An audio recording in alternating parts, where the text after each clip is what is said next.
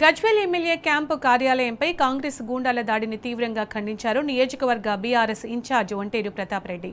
హస్తం పాలనలో MLA camp ఆఫీస్కే భద్రత లేకపోవడం దుర్మార్గమన్నారు. సీసీ ఫుటేజ్ ఆధారంగా దాడికి పాల్పడ్డ వారిపై కఠిన చర్యలు తీసుకోవాలని డిమాండ్ చేశారు. 24 గంటల్లో యాక్షన్ తీసుకోకపోతే చర్యకు ప్రతిచర్య ఉంటుందని హెచ్చరించారు. క్యాంపు కార్యాలయంపై దాడికి నిరసనగా సోమవారం గజ్వేల్ బంద్ నిర్వహిస్తామని ఒంటేరు ప్రతాప్ రెడ్డి తేల్చి చెప్పారు. క్యాంప్ ఆఫీస్లో కాంగ్రెస్ గూండాలు బలవంతంగా పెట్టిన రేవంత్ ఫోటోను తొలగించారు.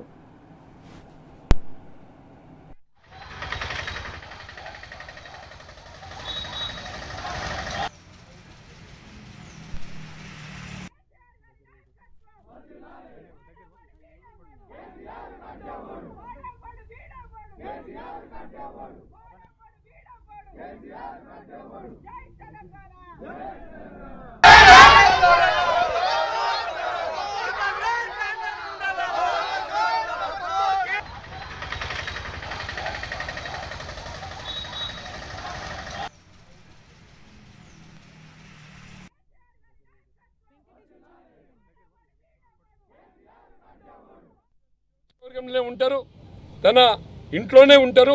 ఆయన బొంబాయిలో లేడు, హైదరాబాద్లో లేడు, గజ్వేల్లోనే ఉంటాడు. ఆయన చాలామంది కలుస్తుంటాడు, అవసరమున్న పనులన్నీ కూడా చేపిస్తుంటాడు.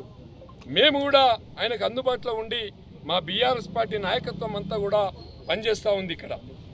దాన్ని జీర్ణించుకోలేక కాంగ్రెస్ పార్టీ నాయకులు గుండాల మాదిరిగా కార్యాలయం మీద దాడి చేయడము ఇది ప్రజాస్వామ్యానికి గుడ్డలు పెట్టు, ప్రజాస్వామ్యాన్ని వ్యతిరేకిస్తున్నట్లే. మరి మేము ఈరోజు మా ఆఫీసులో ఉన్నటువంటి హైమద్ సునీత అనే అమ్మాయి ఆఫీసులో టైపిస్ట్గా పనిచేస్తుంది. ఆఫీస్ బాయ్ తిరుపతి అనేవాడు ఉంటాడు. వాళ్ళ ముగ్గురి మీదకి రౌతులు తీసుకొచ్చి చంపేసేంత పనిచేసిండ్రు. అక్కడ వాళ్ళు అక్కడ ఉన్నటువంటి టేబుళ్ళ కింద దాక్కోవాల్సినటువంటి పరిస్థితి వచ్చింది. ప్రాణ రక్షణ కోసం టేబుల్ కింద దాక్కొని కాపాడుకున్నారు. రౌతులు తీసుకొచ్చి సుత్తలు తీసుకొచ్చి లాఠీలు తీసుకొచ్చి అక్కడ ఎవరున్నా మర్డర్ చేసే ప్రయత్నం చేశారు. అంటే ప్రజాస్వామ్యంలో మా పోలీస్ స్టేషన్ కీకపెట్టులో ఉన్నటువంటి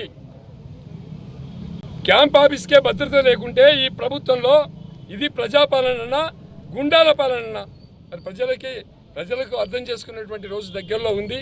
మరి ఇక్కడ ఉన్నటువంటి SHO CI రవి గారికి కంప్లైంట్ ఇచ్చినాం. వాళ్ళ మీద వెంటనే చర్యలు తీసుకోవాలి, అరెస్ట్ చేయాలి. అరెస్ట్ చేసి 24 గంటల్లో అరెస్ట్ చేయాలి. 24 గంటల్లో అరెస్ట్ చేయకుంటే చర్యకు ప్రతి చర్య ఉంటుంది. మమ్మల్ని ఎవరు కూడా కంట్రోల్ చేయలేరు. చట్టబద్ధంగా మీరు చర్యలు తీసుకోవాలి, అరెస్ట్ చేయాలి, జైలుకు పంపించకుంటే మరి పరిస్థితి తీవ్రంగా ఉంటుందని చెప్పి ఈ సందర్భంగా హెచ్చరిస్తున్నాం. సోమవారం రోజు ప్రజాస్వామ్యబద్ధంగా ఈ దాడికి నిరసనగా గజ్వేల్ బంద్కు పిలిపిస్తున్నాం. గజ్వేల్ బంద్ కూడా ప్రశాంతమైనటువంటి వాతావరణంలో ఎవరికి నష్టం చేయకుండా ఇది శాంతియుతంగా బంద్కు పిలిపించి కాంగ్రెస్ గుండాలకు వ్యతిరేకంగా బంద్కు పిలిపిస్తున్నాం. మళ్ళీ ఇలాంటిది పునరావృతం కాకుండా పోలీసులు చర్య తీసుకోవాలని చెప్పి విజ్ఞప్తి చేస్తున్నాం. గజ్వేల్ ఎమ్మెల్యే క్యాంపు కార్యాలయం మీద కాంగ్రెస్ పార్టీ నాయకులు చేసినటువంటి దాడిని తీవ్రంగా ఖండిస్తూ ఉన్నాం. వాళ్ళ ఎవ్వరూ లేనటువంటి సమయంలో రేవంత్ రెడ్డి గారి ఫోటోను తీసుకొచ్చి అప్రజాస్వామికంగా ఎటువంటి అనుమతి లేకుండా అక్రమంగా క్యాంప్ ఆఫీసులో చెరబడి దొంగల మాదిరిగా గూండాల మాదిరిగా చేసినటువంటి చర్యల్ని తీవ్రంగా ఖండిస్తూ ఉన్నాం.